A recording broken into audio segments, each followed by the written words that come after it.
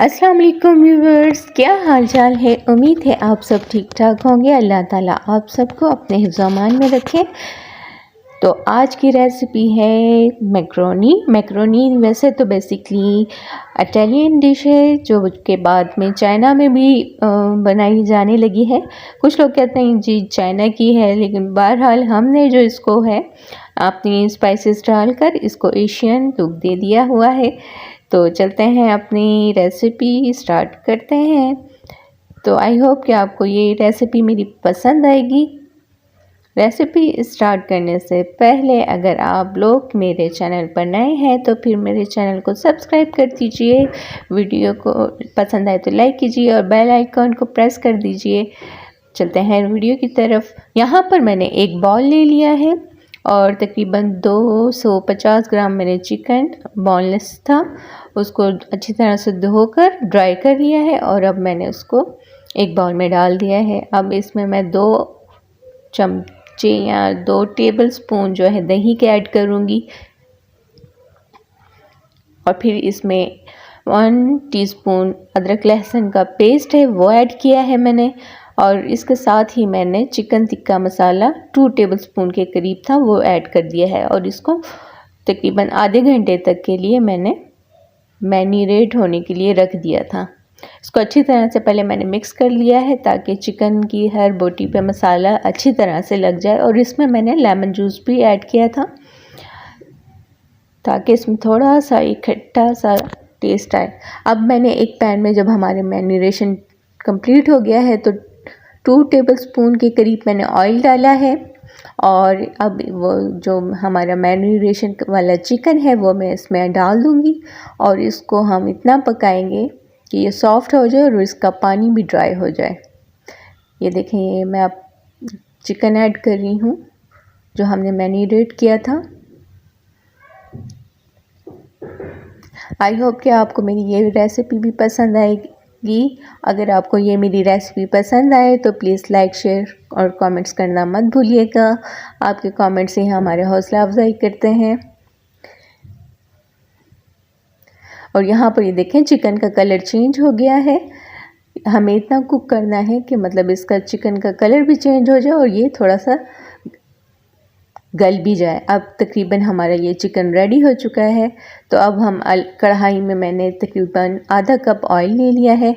अब मैं इसको हल्का सा गरम करूँगी और इसमें फिर हम एक दरमियानी अदद की प्याज जो है वो काट कर डाल देंगे और उसको सिर्फ हमने सौते करना है, ज़्यादा हमने भूनना नहीं है इसे या इसको ब्राउन नहीं करना।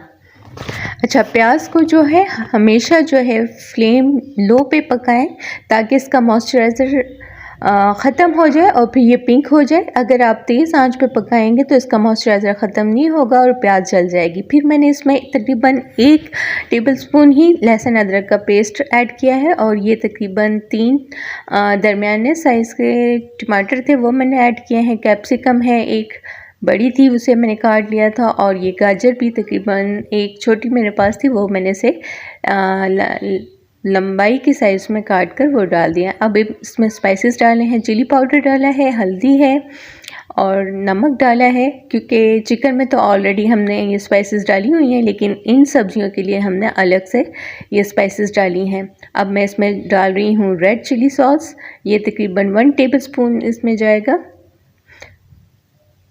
और यहाँ पर मैं अब डालूँगी सोया सॉस, वो भी तकरीबन 1 टेबलस्पून ही मैं इसमें ऐड करूँगी।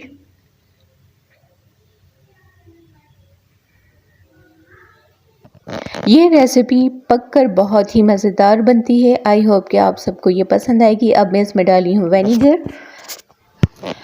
विनेगर और ये सॉसेस आप अपने टेस्ट के हिसाब से भी डाल सकते हैं।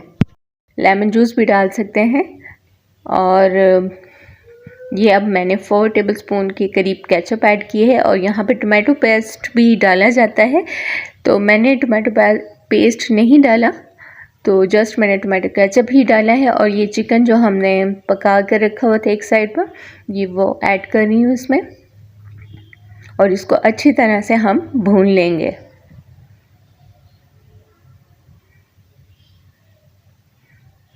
تاکہ دونوں کا فلیور ایک سا ہو جائے. اور یہ اس در میں نے تھوڑی سی وائٹ پیپر ڈال دیا تھا.